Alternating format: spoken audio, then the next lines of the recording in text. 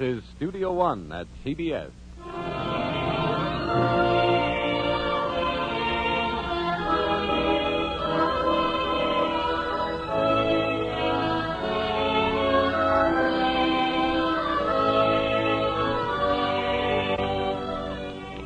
The Columbia Broadcasting System invites you to Studio One for the 12th in a feature series of hour-length versions for listening of celebrated stories, novels, and plays. We introduce the director of Studio One, Fletcher Markle. Our story tonight is one of the very great American family portraits by a man who is almost without challenge America's greatest dramatist. Our Wilderness by Eugene O'Neill. All of you will have memories of the 4th of July just behind us, and many of you have memories of a 4th of 40 years ago. But whatever your age or the length of your recollection, the members of the Miller family in Mr. O'Neill's Our Wilderness will be familiar to you. We're all acquainted with a father like Nat Miller and a mother like Essie and the Mildreds and Arthurs of their family, and relatives like Aunt Lily and Uncle Sid, even if we're not precisely aware of what happened to them on July the 4th, 1906, in the Connecticut town where they lived.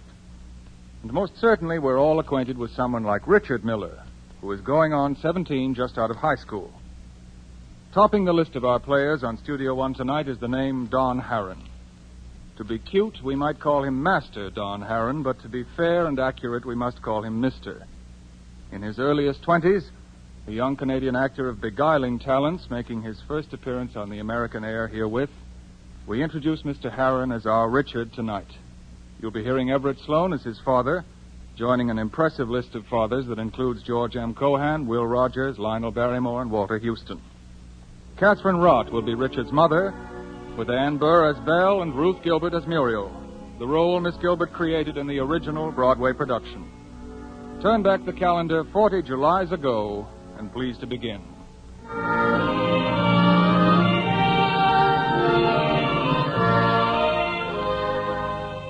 From Studio One, CBS presents Our Wilderness by Eugene O'Neill, as arranged for radio by Fletcher Markle.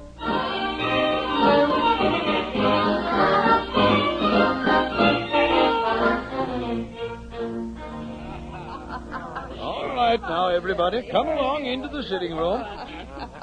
Well, we've all had a good breakfast. Now let's take a few minutes and sit down and have a good look at each other. It's the 4th of July and a lovely day. It isn't often we all get a chance to be together. Essie, my dear, you sit there by the table where you always sit. All right, Nat. Now, Arthur, you pull up a chair for your Aunt Lily. Yes, Pa. And then you and Mildred sit on the sofa with your Uncle Sid. Oh, where's Tommy? Outside, Pa. Oh, yes, that's right. He shot out from the breakfast table to get his fireworks ready. Well, as for me, I'll take my old rocker. There we are.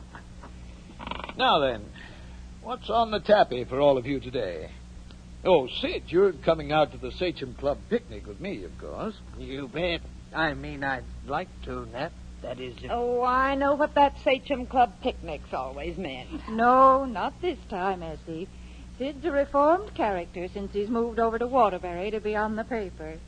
At least that's what he swore to me last night. Why, sure, Lily. They might even run me for president of the WCTU. Now, look, Sid, we're going to have dinner in the evening tonight, and I don't want you coming home, well, not able to taste it. Oh, I know he'll be careful today. Won't you, Sid? Lily, I swear to you, if any man offers me a drink, I'll kill him. That is, if he changes his mind. No use talking to him, Lily. You ought to know better by this time. Now, you women stop picking on Sid. Even a downtrodden newspaper man has a right to enjoy himself when he's on his holiday. That's right. And we haven't heard a word from the children yet. How are you spending the festive 4th, Arthur? I can tell you, Uncle Sid, if he won't. Mildred? Don't shout at your sister now, Arthur. You're off to the Rands, I suppose. I and Bert Turner are taking Elsie and Ethel Rand canoeing. We're going to have a picnic lunch on Strawberry Island. And this evening, I'm staying at the Rands for dinner. Ah, you're accounted for then, son. How about you, Mid? I'm going to the beach to Ann Culver. Of course, there won't be any boys present. Now, stop your everlasting teasing, you two. How about you and Lily, Essie? What do you say to an automobile ride? I'll get out the Buick and we'll drive around town, out to the lighthouse and back. And then Sid and I'll let you off here, or anywhere you say, and we'll go on to the picnic. I'd love it, wouldn't you, Lily? It would be nice, yes. Well, then that's all settled. Lily, you want to come with me to the fireworks display at the beach tonight? Well, That's right, Sid. You take her out. Poor Lily never has any fun, always sitting home with me. I'd like to, Sid, thank you. Only not if you come home from the picnic. You know. Listen, Uncle Sid. Don't let me catch you and Aunt Lily spooning on the beach tonight, or it'll be my duty to call the cops. That'll do you, Arthur. Your education in kicking a football around Yale seems to have blunted your sense of humor. Say, where's Richard? I thought he came in with us from breakfast. I'll bet he's off somewhere writing a poem to Muriel Macomber, this silly. Or pretending to write one. I think he just copied. He went out on the side porch, I think, to read a book. He's always reading now. That reminds me, Nat. I've been meaning to speak to you about those awful books Richard is reading. Awful books? You've got to give him a good talking to. I'll go up and get 'em right now.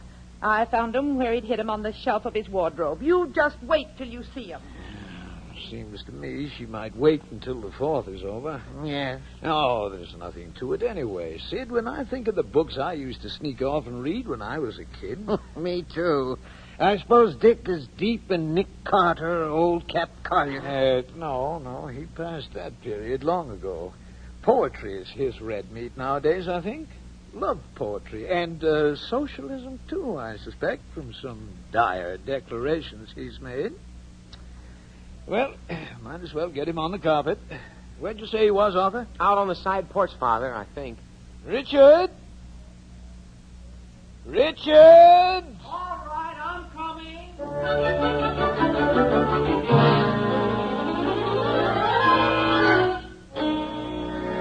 Did you want me, Pa?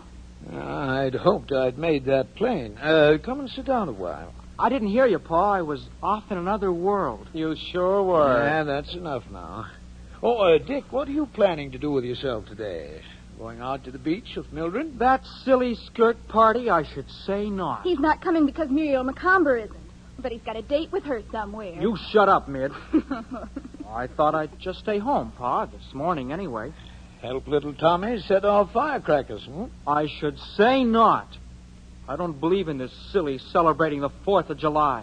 All this talk about liberty when there is no liberty. Land of the free and the home of the brave. Home of the slave is what they ought to call it. The wage slave ground under the heel of the capitalist class. Starving, crying for bread for his children. And all he gets is a stone. The 4th of July is a stupid farce. Them are mighty strong words, Richard. Better not repeat such sentiments outside the bosom of the family, or they'll have you in jail. And throw away the key. You too, Brutus, Uncle Sid? Then let them put me in jail. But how about the freedom of speech in the Constitution, then? That must be a farce, too. You know, son, if I didn't know it was you talking, I'd think we had Emma Goldman with us. Never mind, Pa. Wait till we get him down to Yale. We'll take that out of him. Oh, Yale. You think there's nothing in the world besides Yale? Don't let him scare you, Dick. Give it to him. Sid, you stay out of it now. Oh, hello, Aunt Lily. I didn't see you. Well, Richard, I've always found I've had to listen to at least one stump speech every 4th. I only hope getting your extra strong one right after breakfast will let me off for the rest of the day. That's right, laugh. After you, the deluge, you think. But look out. Supposing it comes before. This isn't the Dark Ages. This is 1906. The days grow hot, O Babylon. 'Tis cool beneath thy willow trees. Oh, that's good. Something from that book you've got with you there? No, Pa. This is Carlyle's French Revolution. Well, I'm glad you're reading that, Richard. It's a darn fine book. What, have you read it, Pa? Well, you see, even a newspaper owner can't get out of reading a book every now and again. Young man, you tell me this minute where you've hidden those books. They've been moved. Oh, Ma. Just, what books are they, Richard? Well, there's... There were 2 by that awful Oscar Wilde. One was called The Picture of Something or Other. And the second was poetry, the ballad of, I forget what. The Ballad of Reading Gold, one of the greatest poems ever written. And then there were 2 books by that Bernard Shaw. Greatest playwright alive today. One had a long title I couldn't make head or tail of, only it wasn't a play. The Quintessence of Ibsenism. Golly, what does it mean, Dick? I'll bet he doesn't know. I do, too, know. It's about Ibsen, the greatest playwright since Shakespeare. Yes, there was a book of plays by that Ibsen there, too. And poems by Swin something. Poems and ballads by Swinburne, Ma. The greatest poet since Shelley. He tells the truth about real love. I'm next on that one, Dick. I feel the need of a little poetical education. And then there was Kipling. But I suppose he's not so bad. And last there was a poem, a long one. The Ruby... What is it, Richard? The Rubaiyat of Omar Khayyam. That's the best of all. Oh, I've read that essay. I got a copy down at the office. So have I. It's a pippin.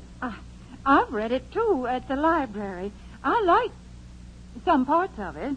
Why, Lily. Good for you, Aunt Lily. Remember this part? A book of verses underneath the bough, a jug of wine, a loaf of bread, and thou beside me singing in the wilderness. Oh, wilderness! Hey, look who's coming up the walk. Old Man Macomber. Dave, what in thunder does that foolish old... Oh, shit, I can see where we never are going to get to that picnic. Nat, you get rid of him the first second you can. Whatever can the old fool want? I'm going to beat it, too. Just time to catch the 8:20 trolley. I've got to catch that, too.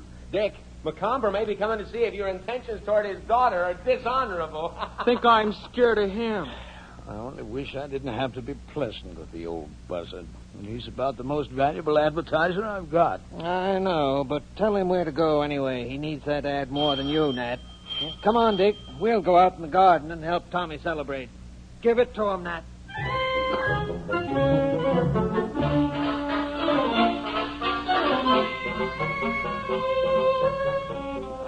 Here we are, Dave. Sit down. Make yourself comfortable. What good wind blows you around on this glorious 4th? Oh, have a cigar? You're forgetting, Miller. I never smoke. So I was. Well, I'll smoke alone then. Ask me what brings me here, so I'll come to the point at once. I regret to say it's something disagreeable. Disgraceful would be nearer the truth, and it concerns your son, Richard. Oh, come now, Dave. I'm sure Richard hasn't done and anything. I'm positive he has.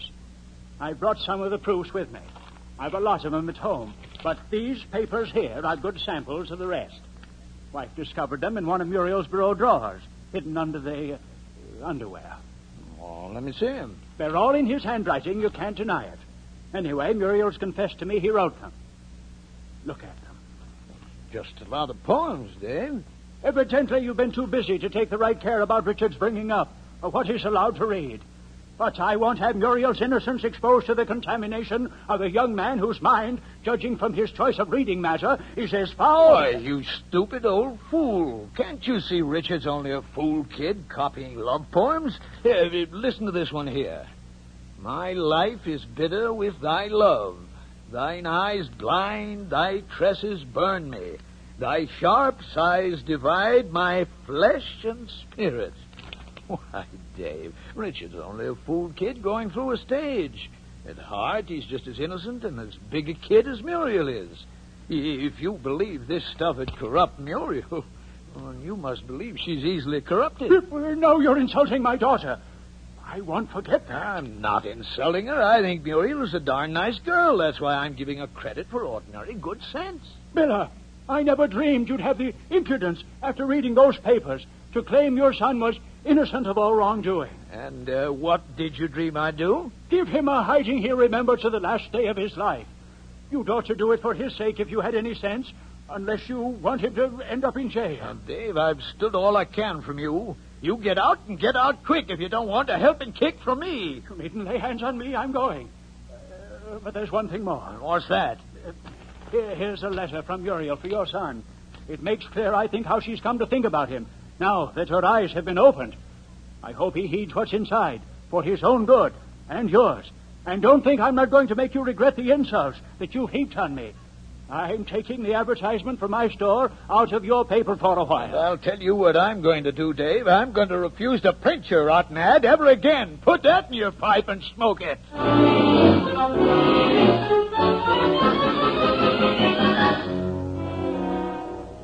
That's what I said to him, Sid, just like that. Good for you, Nat. You sure gave it to him. Much good it'll do. He knows it was all talk. Hallelujah. Imagine old David Macomber's face when he saw that poetry stuff of Dick's. but it's no joking matter, Sid, after all. The stuff is warm. It's no kind of thing to be sending a decent girl. I thought he was really stuck on her, all moonshine and holding hands and a kiss now and again, but, well, these look... By George, maybe he deserves that licking Macomber says it's my duty to give him. I've got to draw the line somewhere. Yes, it won't do to have him getting into difficulties. Well, the only thing I can do is put it to him straight. Richard will stand up to his guns no matter what. I've never known him to lie to me.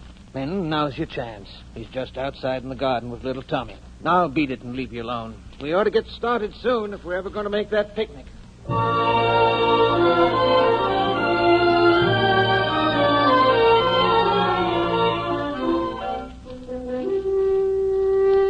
Did you want to see me about something, Pa? Look here, son. I'm going to ask you a question, and I want an honest answer. You've never lied to me before, I know, and I don't believe even to save yourself punishment that you'd lie to me now, would you? I won't lie, Pa. Richard, have you been up to anything, anything you shouldn't have been up to with Muriel Macomber? Why, no, Pa. What do you think I am? Gosh, I'm in love with Muriel. I'm going to marry her after I get out of college. We're engaged. All right. That's all I wanted to know. We won't talk any more about it. I don't see how you could think... Did that old idiot Macomber say that about me? Richard, look at these papers. Now, you can't exactly blame old Dave, can you? Oh, he found those, did he? I told Muriel to be careful. Well, it'll do him good to read the truth about life. I'm afraid I've got to agree with him, though, that they're hardly fit reading for a young girl. Now, you think it over and see if you don't agree with me. Oh, here's a letter from Muriel he said to give you. A letter? Yes, you better be prepared for a bit of a blow. But never mind, there's a lot of other fish in the sea. Gee. Well, I'd better go upstairs and get rigged out, or I never will get to that picnic. Oh, how can she write these things? Oh, the little coward. I hate her. She can't treat me like this. I'll show her.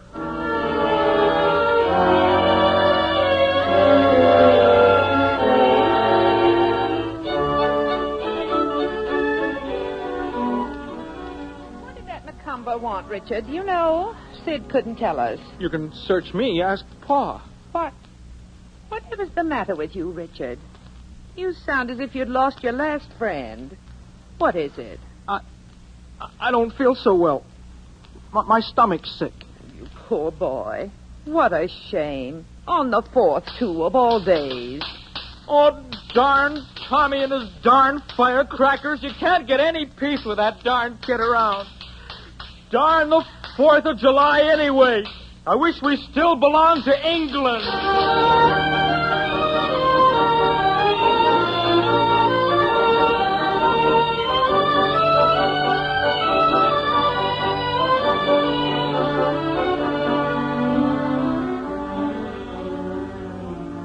How's the dinner getting along, Essie? Anything I can do? Well, Nora's got the table set all wrong. Oh.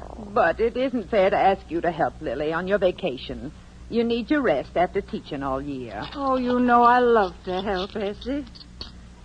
I don't see how you and Nat stand me, having a cranky old maid sister around all the time. What nonsense you talk. As if we weren't tickled to death to have you. What time's it getting to be? 6:15 by my watch. I do hope those men folks aren't going to be late for dinner. But I suppose with that darned Sachem Club picnic, it's more likely than not. Yes. And, Lily, you mustn't mind if Sid comes home feeling a bit gay. I expect Nat to. I don't think Sid will this time. Not after his promise. I know, but men are weak. That was a good notion of Nat's getting Sid the job on the Waterbury Standard. He's making good money now, in a better position to get married than he ever was. Well, I hope he finds a woman who's willing. Though after he's through with his betting on horse races and dice, playing Kelly pool, there won't be much left for a wife. Lily, why don't you change your mind and marry Sid and reform him? You love him and always have. Essie, I can't love a man who drinks. You can't fool me. Lily, I know darn well you love him. And he loves you and always has. Never enough to stop drinking for. It's 16 years since I broke off our engagement. But what made me break it off is as clear to me today as it was then. Oh, he's a dumb fool, that's it. A stupid dumb fool, that's what he is. No, Essie. He's just Sid. You're a good woman, Lily. Too good for the rest of us. No, Essie. Well, where's Richard, I wonder? He was brooding around here just a while ago. He's out in the garden now, still brooding. He says he's all through with Muriel Macomber. It's all dead and past, he says. Poor Richard.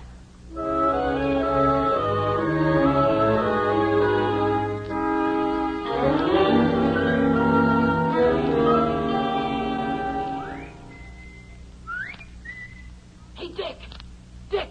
Hey there! Who's that? Where are you? It's me, Wint Selby, at the gate. Oh, hello, Wint. Well, come on in. Hey, keep it quiet, kid. I don't want the folks to know I'm here. Look, tell Art I want to see him a second, will you? On the QT. Can't. He's up at the Rands. Won't be home before 10 anyway. Darn, I thought he'd be here for dinner. That gums up the works for fare. What is it, Wint? Can't I help? Well, I might tell you, if you can keep your face shut. Sure I can. Well, I ran into a couple of swell girls from New Haven this aft, and I dated them up for tonight, thinking I could catch Art. Now it's too late to get anyone else, and I'll have to pass it up. I'm nearly broken. I can't afford to blow them both to drinks. I've got $11 saved up. I could loan you some. Next, kid, I don't want to borrow your money. But, say, have you got anything on for tonight? No. You want to come along with me? Now, I'm not trying to lead you astray, understand, but it'll be a help if you just sit around with Belle. Belle? Yeah, that's the other one. You know, feed her a few drinks. You don't have to do anything, not even take a glass of beer unless you want to. Why shouldn't I? Ever drink anything besides sodas? Sure, lots of times. Lots of things. I tell you straight, I wouldn't ask you to come if I wasn't in a hole. And if I didn't know you were coming down to Yale next year. I don't want to lead you astray. Oh, I told you that was silly. Well, see you later then. At the Pleasant Beach House at 9:30. Come in the back door. Is that the bar? Yeah, that's it. See you later, Dick. 9:30. All right. I'll show her she can't treat me the way she's done. I'll show them all.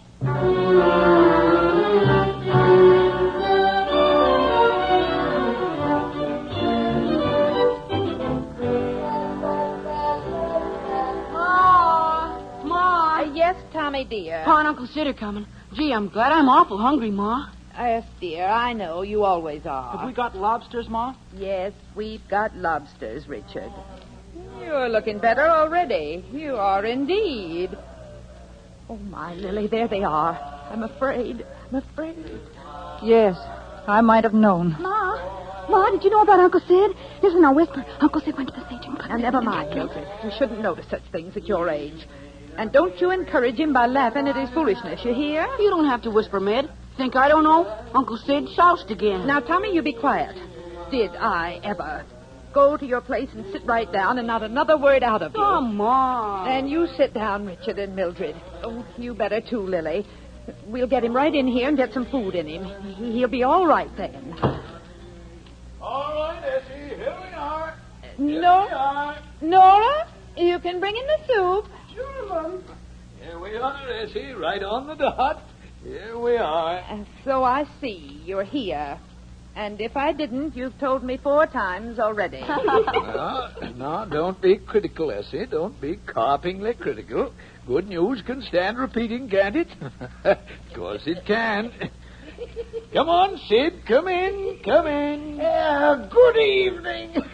Beautiful evening. I never remember seeing more beautiful sunset. Oh, Sid. Sorry. Sorry, Lily. Deeply sorry. It's all right. Nora. Why, here's Nora. Nat. Now, Mr. Miller, don't be making me laugh and getting me into trouble. Nora? Yes, Mum. Here's the soup. Sight for sore eyes. My beautiful McCushla, my starry-eyed Mavourneen. Sure, Mr. Sid, it's you that have kissed the blarney stone. That'll be all, thank you, Nora. Yes, Mum. Sit down, you two. Well. Well, it's good to be home again. Now then, what was I saying? Oh, sunsets. Yes.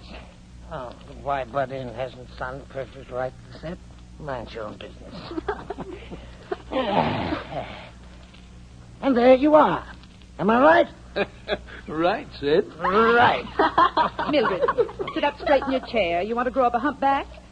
Richard, take your elbows off the table. Eat your soup now. Soup?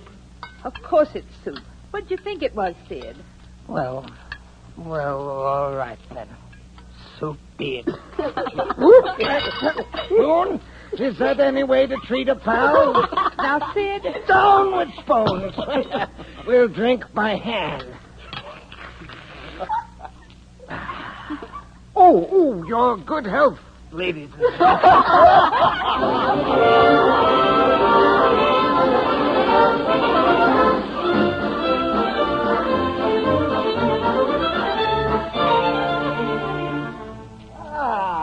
that was delicious lobster, Essie. Great. Tommy. Yes, Uncle Sid? Did you know your Uncle Sid is the man who invented lobster? Fact, one day when I was building the pyramids, I took a day off and just dashed off lobster. Thanks, Sid. Now stop it. You better slow down a little, Sid. Nobody will be able to digest those lobsters. Sid better go right upstairs to bed for a while. That's what he better do. Bed? Yes, maybe you're right, Essie. I am not all well. I will go immediately, if not sooner. Oh, but wait. There is still a duty I must perform. No day is complete without it. Lily, answer me once and for all. Will you marry me? No, I won't. Never. Right. Perhaps it's for the best. Too bad. So fine a woman once was Lily, and now such a slave to Rum. Sid, you leave Lily alone and go to bed. Right. Good night, ladies and gents. We will meet by and by. But he's a caution. Oh, I was trying so hard not to laugh. But you can't help it. He's so silly. But I suppose we really shouldn't. It only encourages him. That's just it. You shouldn't. Even I laugh. Lily. It does encourage him. That's been his downfall. Everyone always laughing. Everyone always saying what a card he is. What a case. What a caution. So funny. And he's gone on. And we're all responsible, making it easy for him. We're all to blame. And all we do is laugh. Now, Lily, you mustn't take on so. It isn't as serious as all that. Maybe it is to me. Or was once. I'm sorry, Nat. I'm sorry, Essie. I didn't mean to... I'm not feeling myself tonight. If you'll excuse me, I'll go in the front parlor and lie down on the sofa a while. Of course, Lily. You do whatever you're a mind to. I never knew Lily to come out with things that way before. Well, no use sitting here mourning over spilt milk. You kids go out in the yard and try to keep quiet for a while so as your Uncle Sid will get to sleep and your Aunt Lily can rest. Ain't we going to set off the skyrockets and Roman candles, Pa? Later, son, later. It isn't dark enough for them yet anyway. Come on, Tommy. I'll see you keep quiet, Pa. That's a good girl. Oh, melancholy Dane, what are you doing? I'm going out for a while. And you know what I think? It's Aunt Lily's fault Uncle Sid's going to ruin. It's all because he loves her and she keeps him dangling after her and ruins his life. Like all women love to ruin men's lives. I don't blame him for drinking himself to death. I'd do the same thing myself if I were in his boots. Richard, you stop that talk. Drink, for you know not whence you come nor why. drink. You know not why you're going or where. Now, listen here, young man. I've had about all I can stand of your nonsense for one day. You keep that talk to yourself, you hear me? Or you're going to regret it. Never mind now. I'm not fooling. Come along, Essie. Richard, I'm ashamed of you. That's what I am. Oh, Nat, tell me about Oh, what do I care? I'm going to meet Wint and those girls and live like a free man. I'll show them.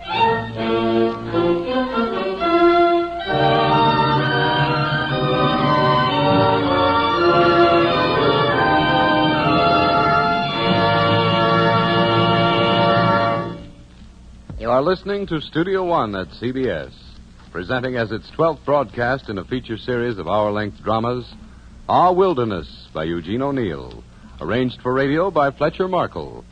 The second portion will follow the customary pause for station identification. This is CBS, the Columbia Broadcasting System.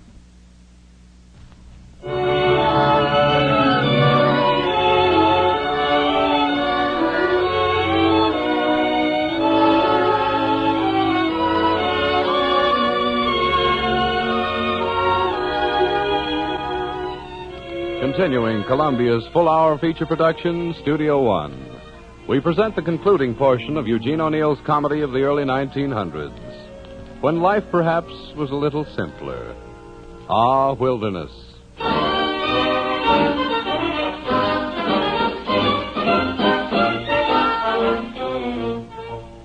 Oh, come on, Sam. Let's go. No, it's early. What's your name again? Richard, Well, drink up, why don't you, Richard? Your beer's getting flat. I let it get that way on purpose. I like it better when it's flat. You're a crazy kid, you are. I wonder where Wint and your friend Edith got to. They're probably still out on the beach, looking at the moon. Uh-huh. Say, George, is Bedelia the latest to hit this Hickburg? Why don't you get a new roll for that old box? Complain to the boss, kiddo. I'm only the bartender. Well, you'll catch up in time, I guess. I could say the same for your young friend. I never seen such a spender. My head's dizzy bringing you drinks. What's that? Don't let him kid you, Richard. You show him. Listen up and buy another drink. What's say? Sure. Excuse me. I was thinking of something else. Have anything you like. See what the lady will have. And have one on me yourself. Oh, that's talking. I'll take a cigar on you. What's yours, kiddo? The same? The same, all right. Yours, sir? Another beer? A small one, please. I'm not thirsty. Don't be such a dead one. Have a man's drink. Well... Same as mine for him, George. And make his a real one, huh? I get you. Something that'll warm him up. My golly, if this isn't the deadest burg I ever struck. I'd bet they take the sidewalks in after 9 o'clock. Say, honestly, kid, does your mother know you're out? Oh, cut it out. Why don't you trying to kid me? Well, you see, it's this way with me. I think you're one of the sweetest kids I've ever met. But you're so cold and indifferent. I'm not cold and indifferent. It's only that I've got a weight on my mind. All right, here. This'll be better. You bet it will. 40 cents, that is, with a cigar. Sure. Here's $1. Keep the change. Yeah? Well, thank you, sir. Don't mention it. Hey, anybody here? How about some service? Huh? Come on. Yeah, I'm coming. Golly, you're getting real generous, sweetie boy. Why not? I'm no tightwad. Well, here's how. Bottoms up. Yeah. Bottoms up. There. That's something like. You feel better? You bet. Well, maybe you won't be so distant and unfriendly now, huh? Why don't you kiss me? Sure. Hey, you call that kissing? Here.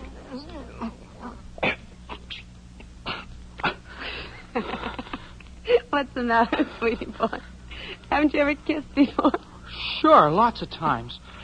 But I sworn off. Sworn off kissing? I took an oath I'd be faithful. Till death do us part, huh? Who's the girl? Never mind. I'm not good enough to talk about her, I suppose. I didn't mean that. You're all right. So you're faithful to your one love, huh? And how about her? Bet she's out with a guy this very minute. Don't say that. Don't you dare. All right, have it your own way and be a sucker. It cuts no ice with me. Ah, there. Good evening. I hope I'm not butting in on your party, but my dogs are giving out standing at that bar. It's all right with me. I've got no party on. Well, that sounds helpful. Allow me to sit at the next table. But I wouldn't do such, 'cause I loved her too much. But I learned about women from her. Let's have another drink. You've had enough. Oh, that's what you think. Hey, what do you got there? A child poet or a child actor? I don't know. It's got me guessing. Well, if you're tired of cradle robbing, Act, maybe we could get together and have a little fun, huh? That's easy. I just pull my freight. Listen, kid. Huh? This is an old friend of mine, Mr. Smith from New Haven, just come in. I'm going over and sit at his table for a while, see? And you better go home. I'm never going home. I'll show them. Have it your own way. Only firmly. Yet each man kills the thing he loves. By each let this be heard. Hey, this is Rich. That's swell dope, young fella. Come on, give it some more, huh? Some do it with a bitter look. Some with a flattering word. The coward does it with a kiss. The brave man with a sword. I did it with a kiss. I'm a coward. Gee, he's copped a fine skinful. He's hardly had anything. And then at 10 o'clock, Eilert Loveborg will come with vine leaves in his hair. And bats in his belfry if he's you. That's Ibsen. Yeah, see, kid, this gal of yours don't appreciate poetry. She's a lowbrow. And you, I don't believe you ever knew her in New Haven at all. You just picked her up now. You leave her alone, do you hear? Oh, my golly, listen to it. Hey, this is a scream. Here, let me try. Curse you, Jack Dalton. If I won't unhand her, what then? I'll give you a good punch in the snoot, that's what. Oh, say. Help! Help! Hey, cut out the noise. What's up with you? It's none of my business, brother, but if I were in your boots, I'd give this young souse the gate. He's underage. He told me he was over 18. I am. Ah, I see what you mean. Come on now, kid, on your way. Start no trouble in here. Beat it. I will not beat it. Oh, won't you? Up, sir. Let go of me, you dirty coward. Quiet now. I'll pin the Mary Ann on your jaw that'll quiet you. Out. Out you go.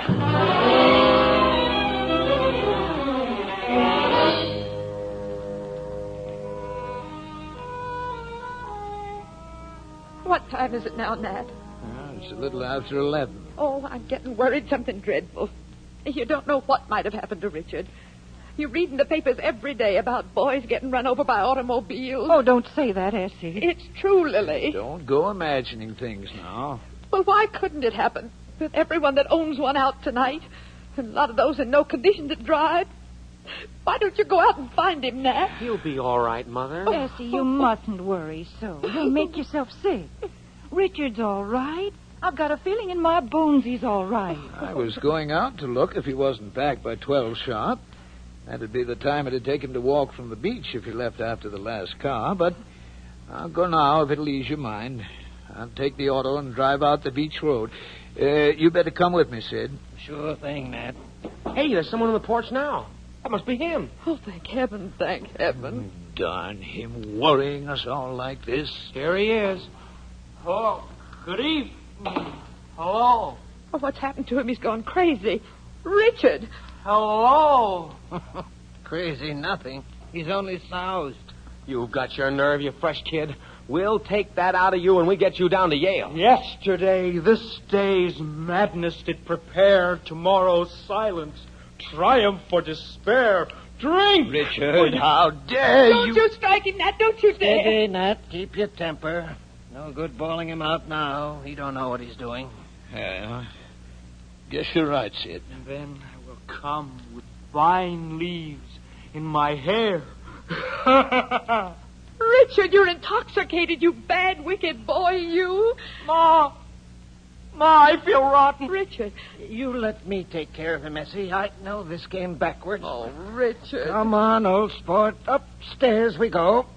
Your old Uncle Sid'll fix you up. He's the kid who wrote the book.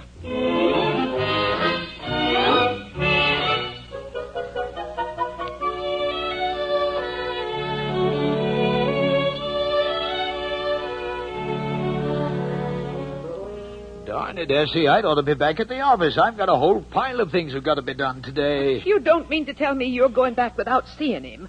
Not after last night, Nat. It's your duty as a father. Of course I'm not. I wish you'd stop jumping to conclusions. What else did I come home for, I'd like to know? Do I usually come way back here for dinner on a busy day? It's going on 2 o'clock. Where is Richard? He's still in bed. I made him stay in bed to punish him. And I thought he ought to anyway, after being so sick. But he says he feels all right. He ate all the dinner I sent up, Nora says. I thought you weren't going to give him any dinner to punish him. Well, in his weakened condition, I thought it best. I've kept reminding him his real punishment was still to come. That you were coming home to dinner on purpose.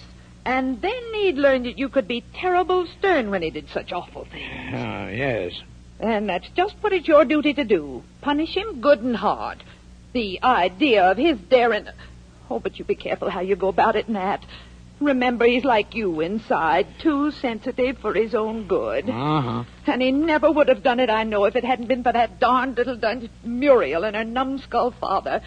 And then all of us teasing him and hurting his feelings all day. And then you lost your temper and were so sharp with him right after dinner before he went out. I see this is going to work round to where it's all my fault. Now, I didn't say that, did I? Don't go losing your temper again. Well, go and get him, Essie. It's late. But he's still asleep now. All right. I give up. I'm going back to the office. Bring a man all the way back here on a busy day, and then you... No consideration at all. Oh, my.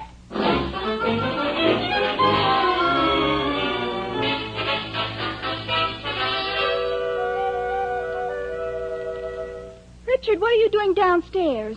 Are you allowed up? Of course I'm allowed up. Where's Mother? She's gone up street. How'd Pa punish you? He didn't. He went back to the office without seeing me. Well, you'll catch it later, and you ought to. You'd ever seen how awful you looked last night. Oh, forget it, can't you, Mid? Well, are you ever going to do it again? That's what I want to know. What's that to you? Well, if you don't solemnly swear you won't, then I won't give you something I've got for you. All right, I promise. What is it? A letter from Muriel. I was walking past her place just now when I saw her waving from their parlor window, and I went up and she said, "Give this to Dick." So I took it, and here it is. Thanks, Mid. My dearest sweetheart. Gee, it must be nice to be in love like you are. All with one person. Gee, Mid, do you know what she says? What? That she didn't mean a word in that other letter. Huh? Her old man made her write it. And she loves me and only me and always will, no matter how they punish her. My, I never thought she had that much spunk. And she's going to try and sneak out and meet me tonight at 9 o'clock. She says she thinks she can do it. Meet me at a little place we go to down at the beach. But you're not allowed out, you silly, so you can't. Can't I, though? You wait and see if I can't. I'll sneak out and meet her tonight if it's the last thing I ever do, and I don't care how I'm punished after. Goodness, I never thought you had such nerve. The trouble with you is you don't understand what love means.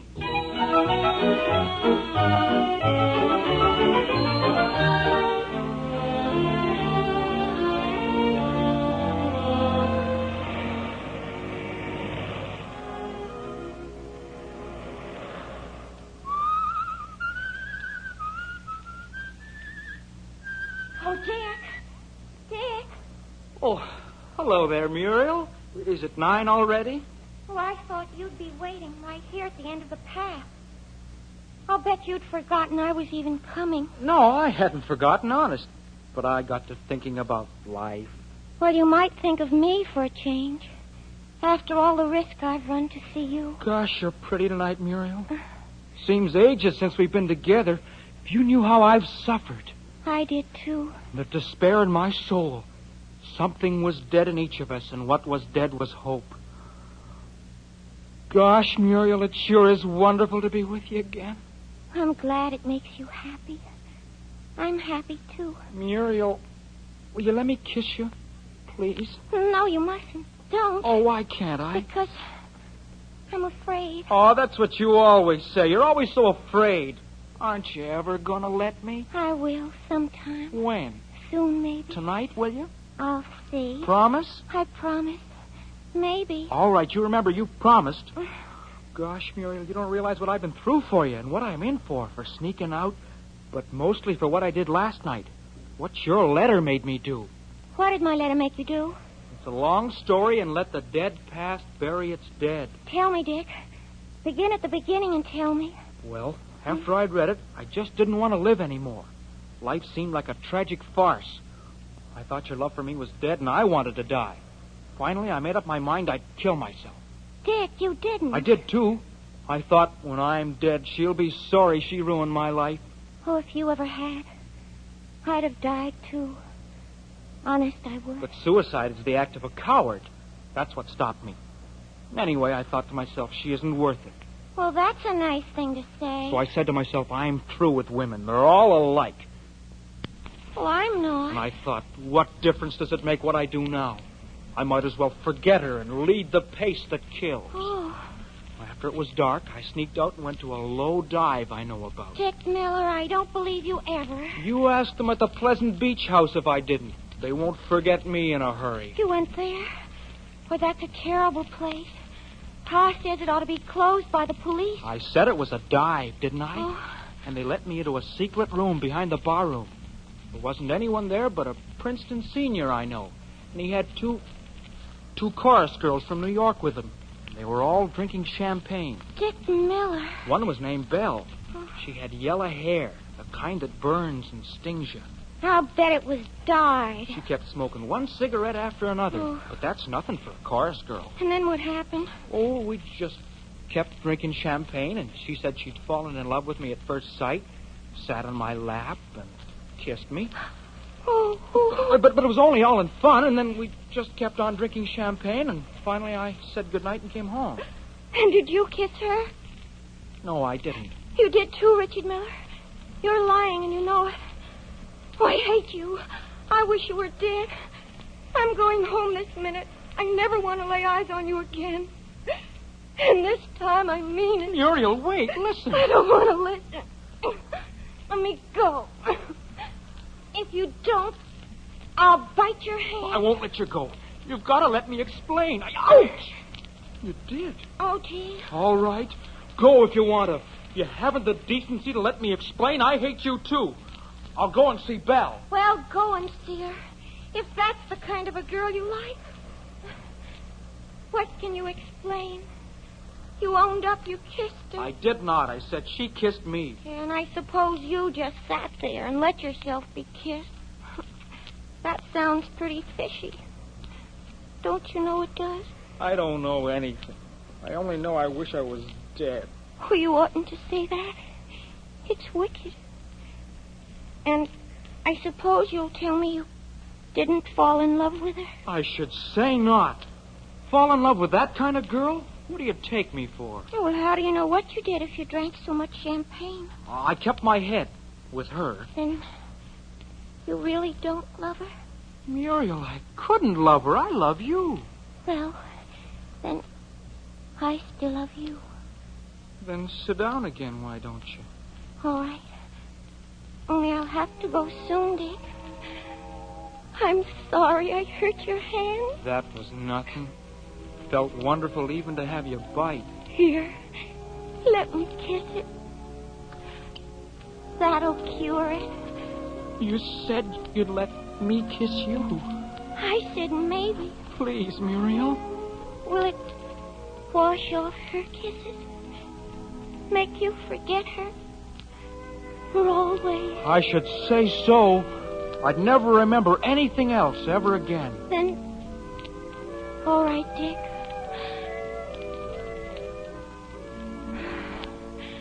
The moon is beautiful, isn't it? Not as beautiful as you are, Muriel. Nothing is. Won't it be wonderful when we're married? Yes. But it's so long to wait. Perhaps I needn't go to Yale. Perhaps Paul'll give me a job. Then I'd soon be making enough Well, to you'd get better married. do what your pa thinks best. And I'd like you to be at Yale. Poor you. Do you think he'll punish you awful? I don't know, and I don't care. Oh, gosh, but I love you, darling. And I love you, too, sweetheart.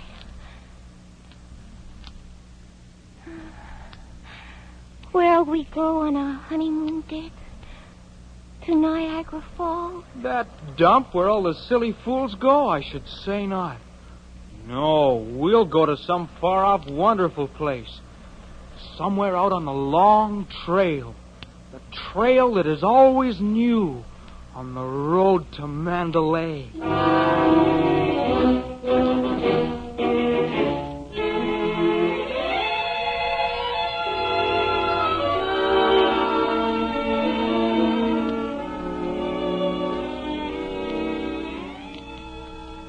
But I'm glad Mildred told me where Richard went off to. I'd have worried my heart out if she hadn't. But now it's all right. I'd hardly go as far as to say that. He's still got to be punished, doesn't he? Well, if you ask me, I think after the way I punished him all day and the way I know he's punished himself, he's had about all he deserves. I have a lot of faith in our Richard. Well, so have I, after all. And as for his being in love with Muriel, I don't see but what it might work out real well. Richard could do worse. But I thought you had no use for Muriel. Thought she was stupid. Well, so I did, but if she's good for Richard and he wants her... Ma used to say you weren't over bright, but she changed her mind when she saw I didn't care if you were or not. Well, I've been bright enough to provide a home, and... Of course you have, dear. What'd you say Sid and Lily had gone off to? To the beach to listen to the band. Poor Lily. Sid'll never change. She'll never marry him. Arthur's up with Elsie Rand, I suppose. Of course. Where's Mildred? Now, walking with her latest. I forgot who it is. I can't keep track of them. Well, then, from all reports, we seem to be completely surrounded by love. That'll be Richard. Oh, yes. Well, I'll go out and meet him and talk to him on the porch. You stay here, Essie. Of course, dear.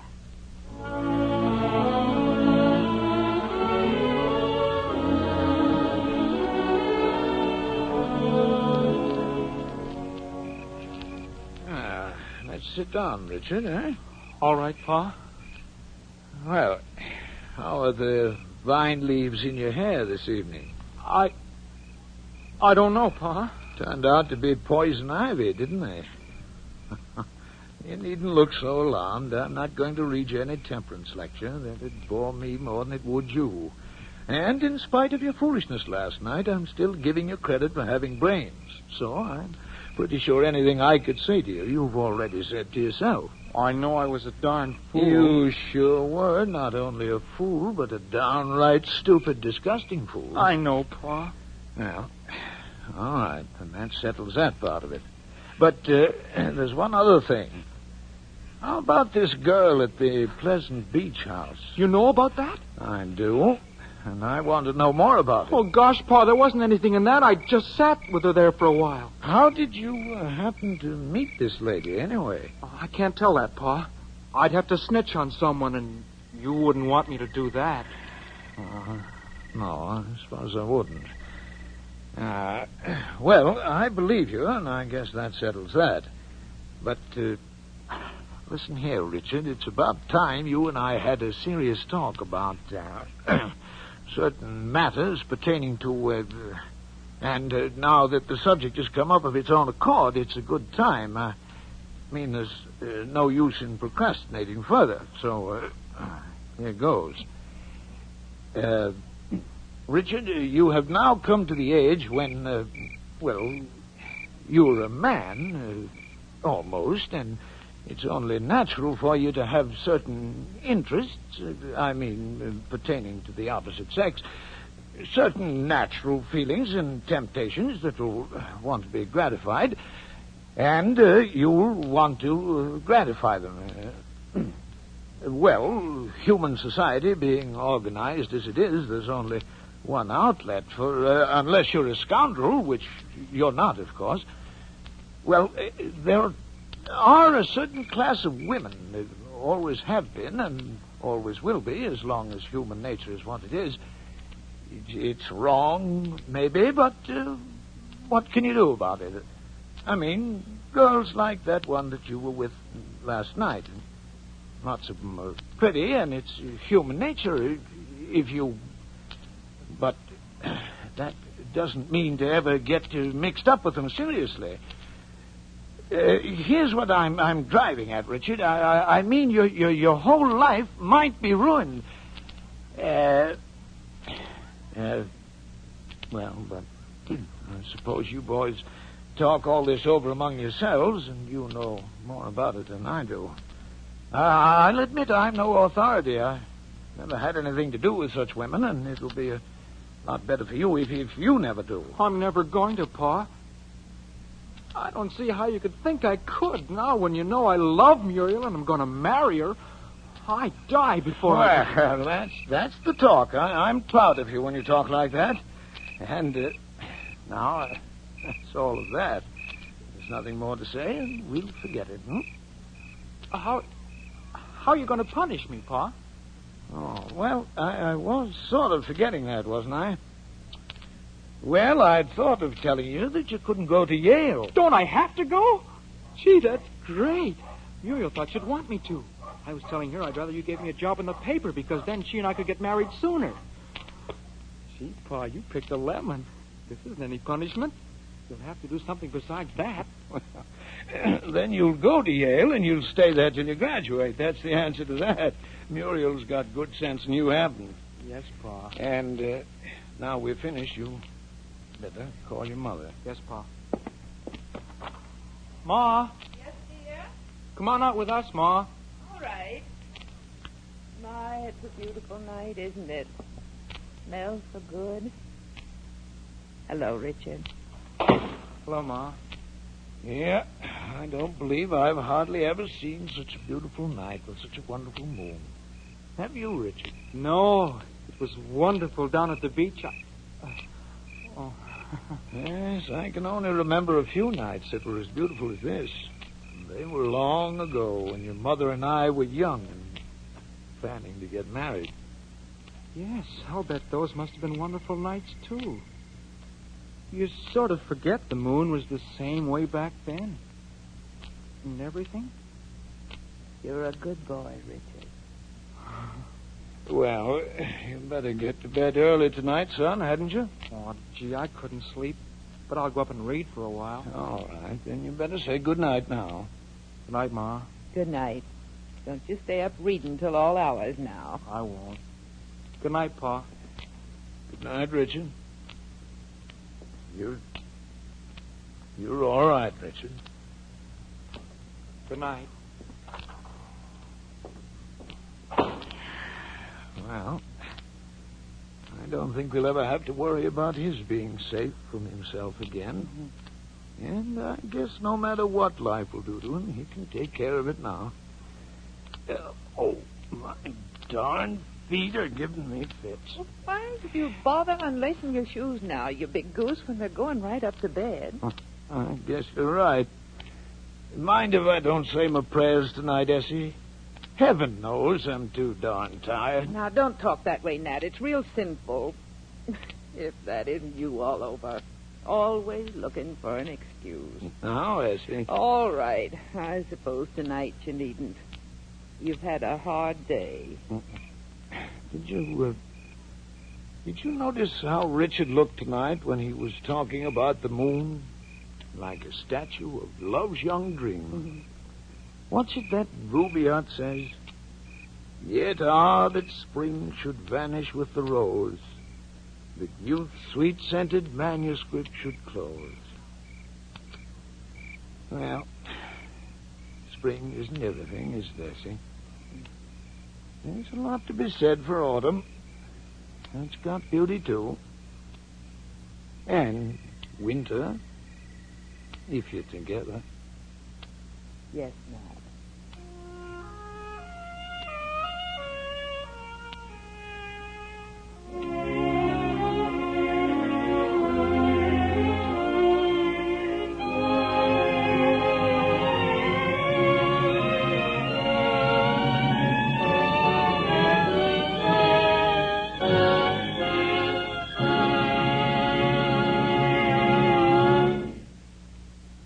The Columbia Broadcasting System has brought you Studio One, the 12th program in a feature series of hour-length versions for listening of celebrated stories, novels, and plays. Tonight from Studio One, you have heard Fletcher Markle's production of Our Wilderness by Eugene O'Neill. The adaptation was prepared by Mr. Markle, and the musical score conducted by Alexander Semler. Now, may a producer identify the principals in our cast tonight? In the darkest part of the wilderness, Richard Miller was played by a very talented young Canadian actor named Don Harron. making his first appearance on Studio One and on the American air tonight. His father, Nat Miller, was played by Everett Sloane. His mother Essie Miller, was Catherine Rott, Lily, and Sid were Jeanette Dowling and Robert Dryden. Bill, Was Ann Burr, And Muriel McCumber. was played by Ruth Gilbert, who created the role in the original Broadway production of Our Wilderness. Next week from Studio One at CBS, a cool slice of summertime comedy. Our story is called Holiday. Philip Barry wrote it, and it's about a young man who believes in retiring while young and working in later years. Now, until next week, until Holiday by Philip Barry, this is Fletcher Markle with a good night and thank you from all of us in Studio One.